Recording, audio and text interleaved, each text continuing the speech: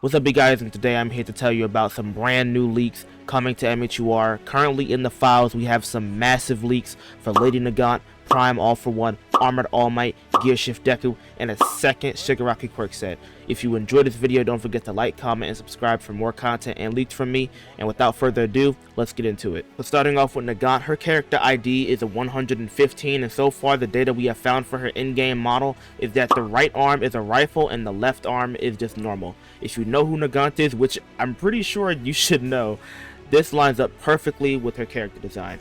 As for Shigaraki, Shiggy only has one thing in the files to prove that he has a second quirk set coming, and that is that he has a Variation 2 folder found associated with his character ID in the files.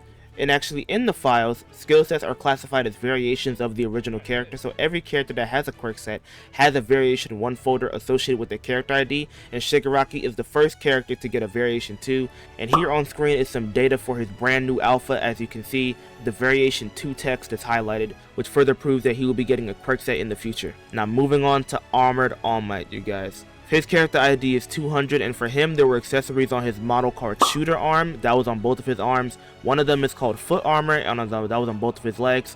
And this here on screen is a picture of the bones for the model. If you can look closely, you can see that some parts do actually resemble Armored All Might quite a bit, from the shape of the legs to the two hair antennas on his head. Two more things were found for him. We don't have his official model yet, but we do have the skeleton for the model, which is the base that every 3D model ever created needs. And when we put that over Deku, this is what it looks like. And as you can see, it is near one-to-one match with the All Might model from the All's Justice trailer, which if you did not know was also made by King and published by Bandai Namco.